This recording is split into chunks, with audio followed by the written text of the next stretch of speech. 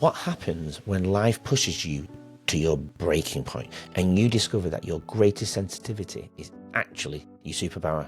Today, we're diving in deep with Pamela McGroarty, all the way from Glasgow in the UK, who transformed her battles with anxiety and depression into a profound spiritual awakening. From discovering her gifts as an empath to launching Serenity and Calm, you'll see the logo right here. And she's also been in care, working in the care industry for 33 years. Her mission now is to help others find peace. Pamela's story will challenge everything you think you know about turning pain into purpose. If you've ever felt overwhelmed by the world's energy or wondered if there's more to life than what meets the eye, this conversation will speak to you directly. Yeah, have a great one. Please subscribe to the channel. We're everywhere. And enjoy the episode. And this week with 3 parts here on YouTube. Here's Pamela. Welcome to Leading Our Own Way. I'm your host, Andrew White, and this is the podcast that unveils captivating narratives of resilience and personal triumph. This podcast is for anyone seeking inspiration and insights on overcoming life's challenges. Follow and subscribe, and then we can lead together forever. Well, welcome to Leading Our Own Way. Welcome, Pamela McGroarty. See, I had to put my Scottish accent on then, even though it's Irish, but I had to put my Scottish accent to pronounce your name. We've been practicing. But welcome, Pamela. How are you? I'm good, thank you, Andy. I struggled then, didn't I, to pronounce your name, but I think I got it right. McGroarty. You did, and you said you're Scottish as well. I've never been able to do a Scottish accent very well, but there you go. Even though the kids at school think I'm Scottish here in Australia, believe it or not. Oh, right. They say, "Are you from Scotland? Are you from Ireland?" I go, "No, I'm from the big country, England." Anyway, there we go. Welcome, Pamela. Well, thank you for joining me on my journey. Thanks for coming on the podcast. Thanks for supporting the podcast. I know you've supported me for some time now, and we've been meaning to run this episode for quite some time, but things have got in the way over the last 6 months, haven't they? Yeah, they have, but I think that's been main because it's been a bit of a further journey I've been going through, so I think that's been main, so it's been good. No, it is good, and it's good that we're still recording because it's all about being vulnerable. It's all about sharing what we're going through, and that leading our own way isn't a destination. It's I've never really discussed my front cover on the podcast, but my front cover is me walking down a beautiful road with beautiful scenery, and then some shadows and offering darkness, and there's a faint piece of wood there, and it connects with one of my final questions about the future plans. Leading our own way isn't about we're here, we've made it, let's share the stories. It's about the ins and outs. It's about the sideways. It's about coming off the track. And it's about coming back on the track. And we're still finding our own way. And I know that's something you're going through at the moment. So everybody's aware of what we're going. What's the message then that you're going to try and portray and get out to the people through this podcast? The message I've got is that, there is always hope and things will improve. Sometimes you can come to a bit of a stop and you have to take time and reflect. Sometimes you might need to change your path or where you thought you were going, but things will still come. And I do think things are meant for a reason. When perhaps something comes up that you have to maybe look at or a challenge, I think that they're always meant for a reason. Absolutely. So tell us a little bit about yourself, Pamela, then. What are you doing now that is, I always start with how you're leading your own way, but yeah, in the present moment, how would you consider that you're leading your own way? Well, the way I'm leading my own way is to face challenges that I haven't really faced before. I've always been a very sensitive person, you would say an empathic person, and I came to my 50s and I thought I hadn't done a great deal in my life. I was quite dissatisfied, but that's a journey for me to challenge myself to change things. And there has been a bit of forwards and backs, reevaluating, but that's only natural. And I do feel each step I'm going through, I'm becoming stronger, and I realise that I can really help other people as well to get some hope and to give them some relaxation as well. Yeah. So what are some of the challenges that you're going through? Well, I mean, you're doing a few different things at the moment, aren't you? You're in Glasgow. Sorry, we should actually probably share that you're based in Glasgow, Scotland. Yeah, You've lived there your entire life, haven't you? yeah, yeah, yeah, yeah. What do you do professionally at the moment then? I'm a care worker.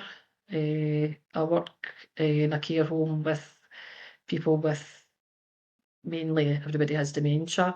I've Mm, done that for 33 years. I've always done jobs helping people or service based in some way, but I'd also wanted to do more.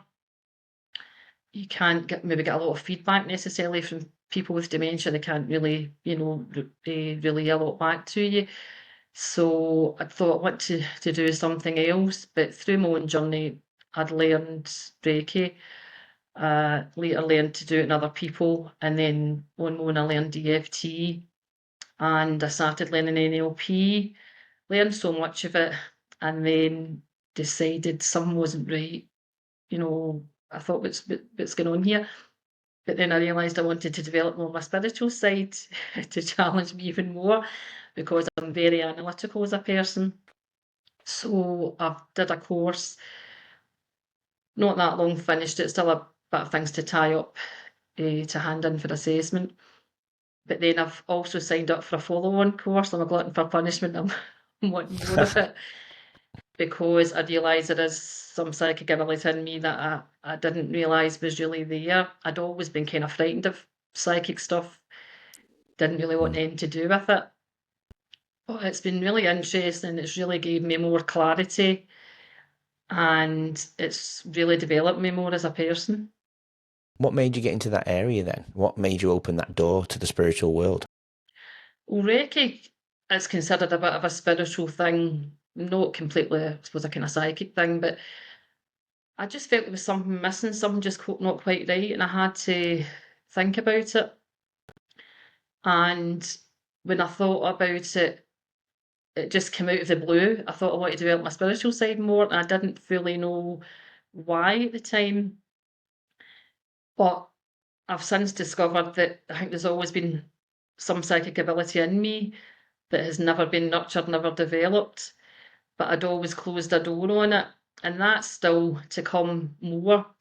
Mm, But it is really where I think I'm meant to be in some shape or form, perhaps still doing analytical stuff as well, because I think that's very beneficial as well for people. But it's just something that's within me. And I think it's something that I'm doing myself a disservice if I don't keep on with it. yeah.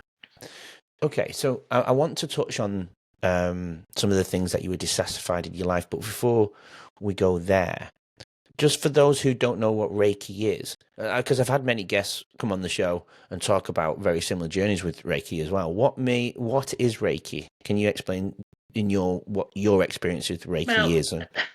basically, first I learned it's a self-healing treatment. It deals with the chakras of your body. They're Mm, all related to like body parts and areas of your body. So if any of them are out of balance, that can knock you out of balance. So I had discovered that my root was really an area to develop, that they're kind of my kind of foundation area as well, that kind of roots you into the earth, kind of, you just function, you can get into flow if that area is good. But a lot of times in my life, that's been kind of out of balance with me. mm, And to me, it gave me a lot of clarity as well. It actually helped me with clarity, as well as relaxation, as well as, it can also like help with pain relief. Like I had a pain at times when I had anxiety, and that helped with that as well, mm. and just helped calm my mind as well. That's good. There was quite a lot of areas that it helped in. And that's when the spiritual side with the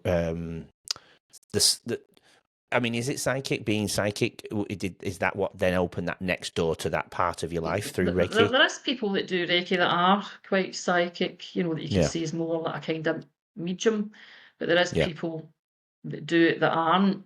They do have a lot of people get into it might have a sense of feeling things. I mean, I'm a very big on feeling. I don't see a lot of things yet, not that I never have, but that's something that's to develop more in me. Yeah.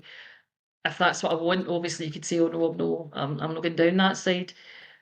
But I think it's a lot of people some people think of Reiki that it's you're going to see spirits and you can give messages in spirits, but that's not what Reiki is. It's a treatment for the body. Because there was a book recently I'd been reading by Dr. David Hamilton, and it was talking about, holistic therapies and different things. And it was shown that, it goes into your parasympathetic system. Mm-hmm. And then that, helps the tap into the immune system, as well as other holistic things that there has been studies that's proved that they do have benefits. But I think to be used in conjunction with other things as well, could that be exercise or whatever the person feels that they need at that particular time, just things for relaxation, I think it's important that you connect into your body, because when you have anxiety and things, you're out of balance. I think you're out of touch with your body. So it's really getting in touch with your body again. Yeah. Trying to get out of the mind a bit more, I think, and get more into the body. So you've mentioned about being dissatisfied and where your anxiety came in. What have you been dissatisfied in your life with then? The more recent of times? I think the thing was, I realised that I've always been capable of more deep down, but fear had really held me back all my life. And I think that's because I was so sensitive. I would take on other people's energy, but I didn't, and I thought something was wrong with me, but I didn't realise that I was actually taking on the energy of other people round about me.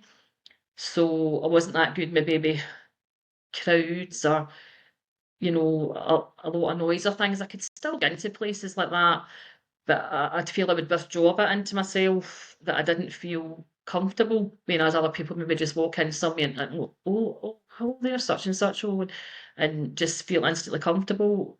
That wasn't the case for me generally. And I think because I'd internalised from a young age my thoughts and my feelings as well, I didn't feel I could come across as the authentic me for a long time. So that obviously was, some of the cause anxiety in that as well. And it was not all the time. I had periods in my life where I felt fine. But then I think because I wasn't doing what I should have been doing, wasn't where I should have been, every so often that would kick in. And then you'd maybe back to that place again.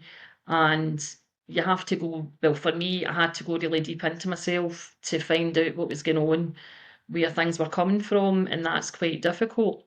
It can be quite painful, but it was necessary for me to keep moving forward, and I'm glad I did. You said you felt there should have been something more. Where do you think you should have been then? Well, I think I've always felt I've had a bit of leadership in me. I can be, I really have been a strong person at times in my life. I helped look after my dad for years, with an illness and things like that. I really have had a lot of strength at times in my life. But I think I'd always doubted that I had. But I'd always felt that I wanted to do something, and it's really helping other people.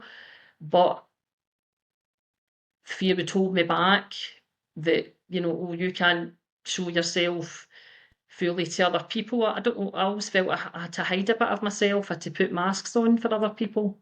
And then that leads to you not fully being happy. I'd go to like soul level. I felt as if like my soul was, that I was destroying my soul because I just wasn't being who I'd always been meant to be. Yeah. And I do think that's generational as well. I think in my family, some of it, generations back, there has been fear. And I think I've been called to just change all this and just, break that generational thing. So a part of your step to fulfill your need, because I think being a very empathetic person can come at a cost, can't it, of yourself? Yeah. Because I always explain it to the children, and I can't remember where I got this from. I saw it somewhere in one of my literature books, and I can't remember, but he drew a circle of somebody who's very sympathetic. So they say, for example, saw a child crying in a circle, and just symbolism was the child crying in a hula hoop, let's say. And you just walk past and you feel sorry for that person, but that's showing sympathy or feeling sympathetic. Yeah. But then you've got the empathy circle where the child's crying in the circle, but you're half stepping into that circle with them. So you imagine how they feel, you feel for them, you feel empathetic towards them, you're imagining what their pain actually is, and sitting and holding space with them, but you're not but even then you're not putting yourself in a physical position to be compassionate, because people, I think, get confused with empathy and compassion. And compassion's actually physically stepping in that circle with them, feeling their pain and getting them out, or at least helping them towards getting out of that pain. You know, an example at school would be, when I explain to the children, is physically taking a hurt child to the sick bay, first aid area, let's say. And that child then is able to walk away feeling complete, that they've done what they needed to do to better that child. But there's an element where you walk away and feeling good about yourself. And that's being compassionate. And that's what kind of really what the brain needs, is to feel that loop being completed. And in a way, I feel like you're doing that now, because you I know you're in the mix of it, and it's up and down, but I think it's something we should say. I'll bring it here. You've opened a little business, and I think that's towards your compassionate side, isn't it? That's that next level. Yeah. I'm just going to bring a picture over of the logo that you sent me. It's okay to show this, right? Yes, of course. Before we get into a little bit about your life and the tracks you've been down, Serenity and Calm, talk to us a little bit about that.